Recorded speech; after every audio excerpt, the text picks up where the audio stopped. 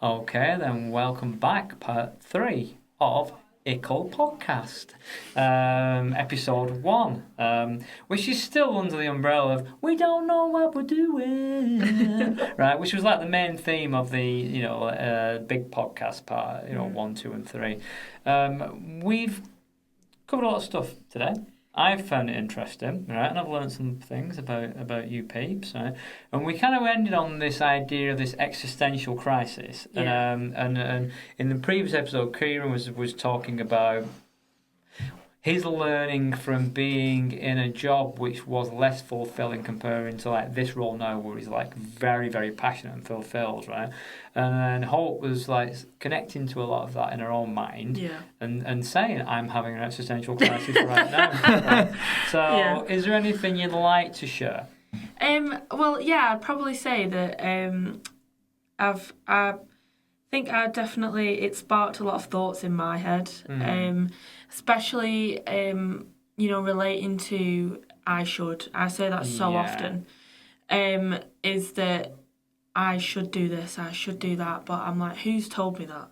Right. Sometimes it's not even like people like parents or like like authoritative figures. It's myself. It's like been instilled. It's society. So then, as we were sort of discussing that, I was like, I'm still on that journey, of like, sort of, like you were saying in the previous episode, it's like, and I've said this to one of my peers before in skills sessions, which is our counselling sessions practice that we do, is that it's... I've lost my train of thought now, like you did. It happens. It's fine, yeah. That it's just like trying to undo 20 years of thoughts in 4 years worth of therapy or 5 years is just not enough. Yeah. Like it's a continuous journey, isn't it? Yeah. It's like it's not something that's gonna happen overnight. So it's like often like when me and Kieran have had sessions, it's like I'll say, this has brought up some things that I thought that I'd resolved and that I was over, but because it's from like a different perspective or someone new that's like you talking about it too, it can like peel back a layer that you didn't know that you had like subconsciously. Yeah. So I felt that was definitely going on for me for the second half of the session. Sorry, I was just going to say, like, I think that's kind of what I was alluding to when I was talking about, like, at the very start, about how, like, the unconscious drivers. Yeah. Because there's things that are making you act in a certain way that you could never believe, and then you uncover it, and you're like, kind of, whoa, you know what I mean? Yeah, it's almost like a shock and surprise that was even there. And, like, they often say, like, this is, there's, like, the divorce course, because the amount that you change and the way that you view not just other people but yourself and everything about the world just totally flips on its head. Yeah. And it's mad. So I believe that my my hypnotherapist, shout out Michelle. Young Michelle! Michelle said, I think it was something like there was like 40 odd people on her course, and by the end of it about 30 had split up with the like partners. Or like like ended relationships or friendships and stuff like that. And I feel like I can sort of relate a little bit because I've found that some friendships or like relationships that I've had haven't fulfilled, like me, but because I've changed who I am, like in the duration of this course, hopefully for the better, that, sometimes it's not just like, it's just not, the friendship, needs aren't being met and stuff like that. So you definitely recognise stuff, like more like that. Yeah. Like awareness. Yeah, like what you need is important though, isn't it? Like there's to say that you can have anything you want in the world, but there's two things that need to happen. One, you need to know what it is, and two, you need to aim for it. Yeah. And a lot of the time people don't actually know what that is. Well, and that's the key thing, isn't it? That initial starting point is you need to have that awareness. Yeah. I like that there's a quote from your favourite psychotherapist. Oh, yes. Ervin Yalom, from the Love's Execution book that you kindly recommended to us. And it's that change only takes place in a client wants to take accountability for their own life. Yeah. Which is just so true. Yeah, it's a key turning point in therapeutic interaction where, because you'll have a lot of clients that will turn up and it's like, the world is wrong, or my partner, my mum, my dad, or whatever is wrong, and then they realise actually, I need to change. Yeah. I can't make them change because we can't control the world. Change is inevitable because even if you stand still, everything will move around you. Exactly, and I think I said that. You did last actually. week, I've got that in here with Nigel F. Well, good. 2026. You're a little quote machine, aren't you? I hear that a lot. Well, I mean, and even like the physical world changes because I thought about that years ago, and this is like, we've got Mark in the house, right? Yep. Because leaving Chorley, moving to like Stockport, and then kind of hanging around Manchester, then coming back to Preston to go to uni, and then going back to Chorley to visit my parents. Every time I went, it was like, it's changed because they went through this phase of just building roundabouts everywhere, and I'm like, this is weird, right? In Chorley, it never used to be there, and it's just like, even if I stand still, the world changes around me. So, and a lot of people, I was gonna me owning it because I used to hate change. No, I don't, right? But I think a lot of people still hate change. Yeah, absolutely. And it's that unknown that we talked about in the previous episodes. And that's the thing. I think because change is inevitable, that's how you apply yourself to the change. That's important. We talk a lot about internal and external frame of reference, don't we? Which to de-jargonize is like what's going on inside of me and then what's going on inside someone else. And to kind of, I guess, put that into perspective, it's like you got to understand that some things are out of our control, but how we act is in our control, and how we apply ourselves to situations in our control. And I think viewing that's important, and it's a separation of sometimes you can't do anything, and acceptance is important. For that, but sometimes you can, and accepting that sometimes things are in your hands is also just as important. And it's also important to recognise as well that it's very, very difficult to control your responses to things. So when we have clients that are struggling with that, that's fine, because that's where they're at. That's kind of why I really love the psychodynamic stuff, because if we link it back into them like unconscious drivers, a lot of those things come from unconscious drivers, and psychodynamic, which is a form of therapy which is meant to peel the layers back. That's kind of what it focuses on, and I'm a big believer in, like, I've seen the evidence in my life personally of that happening and working. So I'm kind of I just thought I'd like slide that in there. No, big shout out to the psychodynamic school. Shout out to Freud. Mr. Freud, Mr. Young. I love Carl Jung. Carl Jung's great. And they've got a lot of interesting concepts and ideas. But it's also important to recognise as well, and I said this a lot in class, that all of these ideas that we talk about, they're only just concepts. So they're just ideas which try to explain a phenomenon. They're not actually, because even like within Freud's ideas, where he talks about the structure of personality being into three parts, which is like the id ego and the superego. You can't do a scan of someone's brain and see those parts. They're just ideas to try and explain a phenomenon. And that's all we have in therapy. We can't have like a dissected person and see the parts of the personality. I think there's certain parts of things that you can look at and measure, though, like for parts of like psychology and stuff. Now, obviously, you don't get the full picture, but I think sometimes you can look at like almost certainties of small parts of the picture. Which is why I think that when we learn about things like because we're doing a neuroscience module right now, that's so important because it tells you, well, you know what, some things are actually a wired reaction, but that wired reaction looks different to everyone. Definitely. And that leads us back to what we talked about in the last one. A lot of this is evolutionary. Can I chuck another quote out? Yeah, go for it. So, I was talking about the unknown. So I think it's what we do is sometimes we will chuck a blanket over the unknown to give it shape, and that's what we do when we kind of assume things to be there. We assume the negatives about things because it's a lot better for an unknown thing to have shape than it to just be something that's unknown and that we can't see. It helps us make sense of it, I guess. Okay. And I can really recognise as well the power that you get from quotes. I think it's just memorable. When I try and learn information, I try and learn it to explain it. And that's kind of what works. And you can kind of tap into that. And once again, we're back to motivation. And I like quotes. I mean, I think I've said when I was in my early training, I did a full presentation on my quotes that are meaningful to me, but a lot of mine were more motivational sports type quotes. But I think for me, it come from because I wasn't very good in school. I wasn't very smart or anything. and the jargon especially. It's one of the things I love about the whole de-jargoning for this podcast. Yeah. Like the jargon just doesn't make sense, and that's why like analogies and metaphors and all that, it can put it in a really digestible way that people have had hands-on experience. So like a way that if I was to ever describe like, you know, what Carl Rogers is like self-concept that we were talking about before, I would always describe that like a making a meal, and other people, their interjections of them adding ingredients into your meal. I think it's for someone who's never experienced this, what we're doing right now, sat in a chair, it makes what is an unknown something that is known by comparing it to something that a person's done multiple times. I need my words digestible. Do you know what I mean?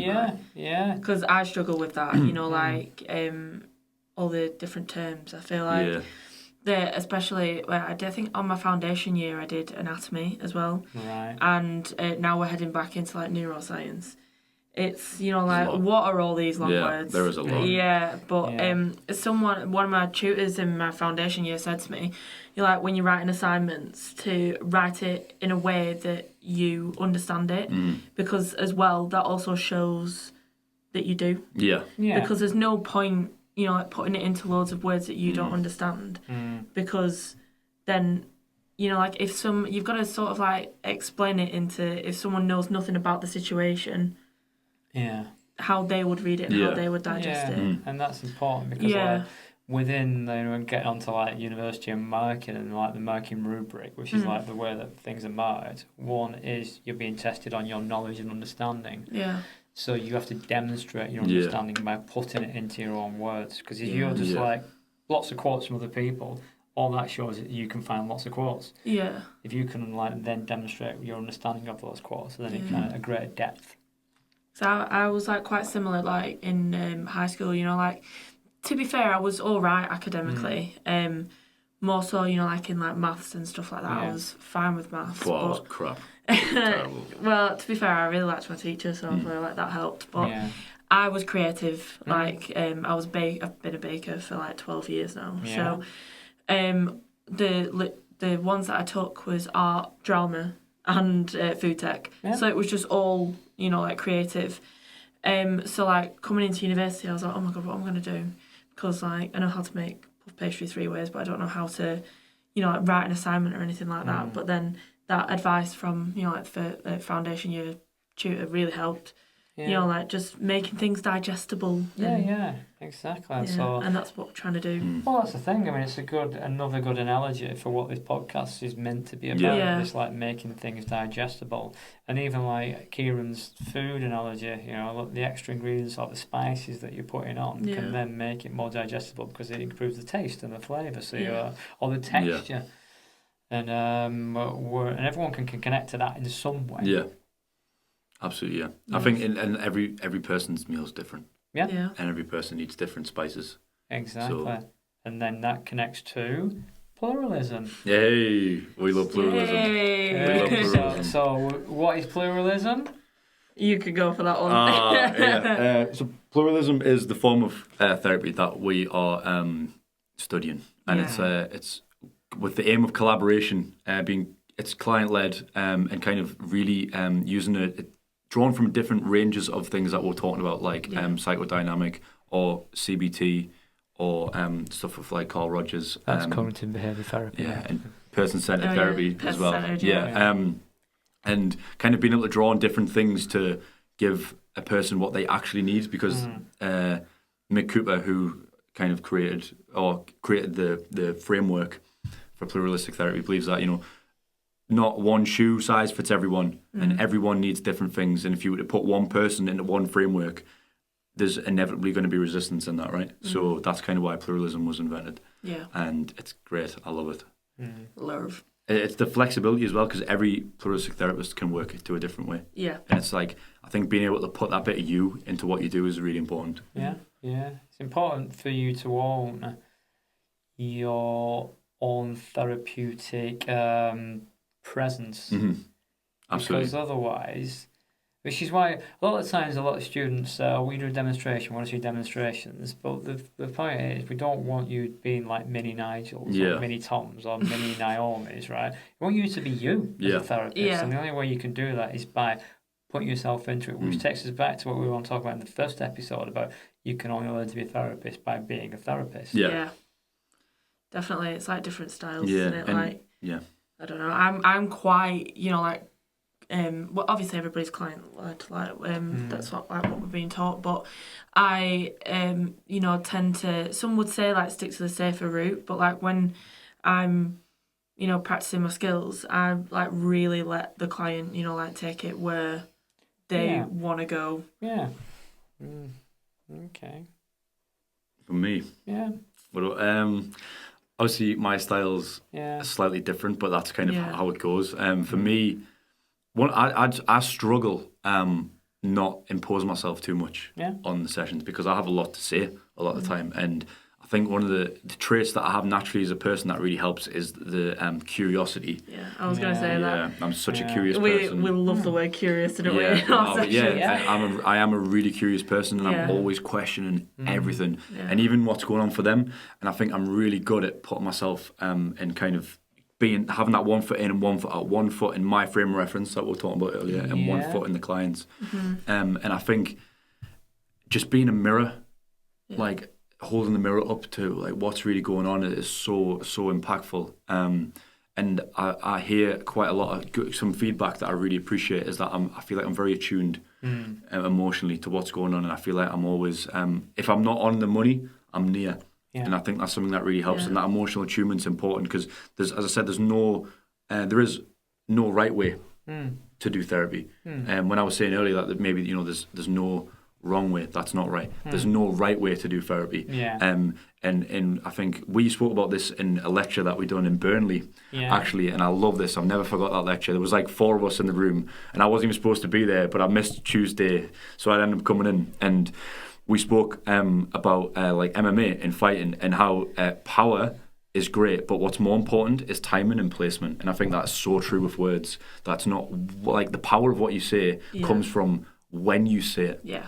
And when you place that in. So, and are you okay to someone could be wrong if someone sat across from you clearly distressed, but if you can't quite tell and maybe they're not sure, a simple "are you okay?" like "are you okay?" could be enough for that person to unpack that. Yeah. And it's that attunement is what we talked about. Yeah. So really getting to know your client, really getting to understand your client. That's the important part. And that's why we focus so much. The first and second year on, you're just building that relationship. Yeah. Relationship and rapport is massive. And that's like a big thing that... So I've just finished Tom's book. Shout out to Tom. Shout out Tom. We actually did give him a book plug in the previous episode. Yeah, so, I hate to do it again, but I've just finished it. It was fantastic, and a lot of what he focuses on is the relationship. Yeah. Because that's the key. Yeah, no, it is absolutely. I got the key. Yeah. He's got the secret. Yeah, he does. Not gonna sing. Like well, you're the only one that's not. Yeah, that's fine. I'll be left out. That's okay. So, and you. There's something about, because I always love you mentioned MMA, which is mixed martial arts, right? And that analogy between therapy, pluralism, mixed martial arts, and you said, what's your style? Which reminds me of the film Enter the Dragon, which is a Bruce Lee film, right? Yeah. Sorry, I haven't watched any. No, that's absolutely fine, right? And one of so there's an island. It's an evil island by like this guy called Hong, right? But anyway, and one of the people come up to Bruce Lee and say, "What's your style?" And his answer is the art of fighting without fighting. And it's like, and within MMA, what people thought was much analogous to therapy. There was this like argument about which is the best one. Yeah, and I think as we've found, if people follow it, that's not actually a question you can answer. There's no right way to fight. You just got to do what works for you, and the exact same applies. Yeah, exactly. Here, and it's the best one often against that particular opponent. Yeah. So and that's what we see our clients as opponents. Okay, so it's been interesting, and we've got about 5 minutes left, and this is like wrapping up kind of Ickle episode 1, part 3. I'm just wondering how you felt during this, because this is like back to that connecting to congruence, and like, what's it been like being here, right? And how have you felt as we've kind of been having these discussions? I'll go first. Yeah. So when I first started this journey, being on a podcast was like, was up there on the list of things that I really wanted to do. It's almost like a bucket list thing. And I imagined it. I've like visualized it so much. Yeah. And Show off. yeah. I can't Sorry, mate. You know, us who can imagine stuff, you know. But I've imagined it so much, and I've visualized it so much, and it feels very much home being here. Okay. And there was no nerves before. There's no nerves during, and I don't feel like there's going to be much nerves after. But that I can understand that can be a unique experience. My mind's very, I guess, authentic in that way. But yeah, I loved it. It's been great. Okay, good, thank you. I was a bit nervous. Yeah. Only because I always lose my train of thought, and you know, like when I'm like put on the spot and asked questions, sometimes I can be a bit like, I don't know. So I was like, I just hope I don't do that. But it's been really nice to be, like you said, authentic. Yeah. And you know, like sort of share with potentially people all over. You know, like just watching what. The listeners. Yeah, the listeners. Excuse me for not using the proper terminology. But you know, so like if any like friends or family of mine wonder, you know, like what we get up to, this is like sort of it, and it's been nice to, I don't know, click. Yeah, and would you recommend this training to anybody else? If there's any potential like students out there that are you know curious? Yeah, 100%. I'd say get on it. It's definitely a journey. My answer's slightly different. Oh, is it? Sorry. Well, I mean, obviously, if it's something that you want to do, with your life, then, and you're considering it, then yeah. But obviously, if I don't know, if you want it to if you don't want to do it, if you don't want to do it, then don't do it. Exactly. Yeah. Right. Well, thank you. If you want to be a physio, then go on the physio course. Do you know what I mean? Yeah, because we need more physios in the world actually, because my shoulder needs one. Yeah. No, shout out to my physio actually, because you're really helping. Yeah, go on. Yeah, I was just going to kind of say about kind of what you almost finished on. Like, I think you should do it if it's right for you. Yeah. And if it's not right for you, you should. I believe personally you should make it higher on the list of priorities to find out what that is and chase it with everything you got. Yeah, and that's a good kind of point, and which really sums up a lot what we talked about in the second episode, which was this idea of finding a purpose and aligning yourself to that purpose, because that'll give you the passion and the motivation. Because what we don't really want as a training provider is students to turn up that aren't really that into it, they're kind of going through the motions. Because you're working with vulnerable people out there, and we don't want to like put people out there that don't want to do it. So think about it. If you can tap into this passion and think, that's something I really want to do, but also recognise that it is it's hard work. You will not know who you are on the other side. My goodness. And like in the big episode 1, we talked about the fact that it's not a course to do. You just want to coast through. Yeah. No, absolutely not. It's full of like, you know, like self-development and you know, you've got to really someone's described it to me before as like tearing yourself apart and then put yourself back together. I've never known a course to have so much crying. Yeah, oh my god. I have cried so much. Absolutely. It's okay, good. It's a bit like Full Metal Jacket, right, which is another film you probably love heard films. of, because I keep forgetting that when I'm talking to you two that like you weren't around in the 70s and early 80s. So, but basically it's about like training people in like the Green Berets, and they talk about that fact that we break you down and then build you back up again. I'm not saying that's what we do, but that was analogous as you were talking then. So. Well, I feel like emotionally sometimes it feels like that. No, it certainly does, and I think like I love the analogies with the films, because that shows that you've got your thing that you resonate with, and I've got the quotes. Exactly. Yours might be so in terms pastries, of the, or something, you know. So in terms of the answer to the question to Bruce Lee, what's your style? Right, you're quotey, I'm movie, you're pastry. Well, what a cracking combo! That's a great combo, isn't it? So, yeah. I think so. Filmy quality pastry. Right? So, that should be the new name of the podcast. I feel like we're the new Spice Girls. Yeah. Pastry Spice, quality Spice. Navi Cheryl. Spice. Not Skills Alive. Spice people. Nice Yeah. people. Got that part out. Oh, sorry. Yeah, so- 5 people. So right, well we're kind of like coming towards the end, so let's kind of wave to the audience. Which one? So, Which I don't know where they are. There's lots of cameras. Yeah. And give a big shout out to Mark for helping Pleasure. out. Shout out, Mark. And CWP for helping with the hosting of this one. Fantastic organisation, and we hope you do well and grow and get bigger and bigger, help more and more people. And I also want to thank you two for showing up. I'm turning back into Les Dawson as I say it, but and also just for being honest and sharing, and and hopefully we can do more of these, and we can really destigmatize, de-jargonifize, de-academicize, and simplex everything. I gotta say, I love how it's de-jargonifies for the listeners. Yeah, exactly. I love it. Yeah. I love it. Yeah. Okay, then, right, and so yeah, thank you everyone. End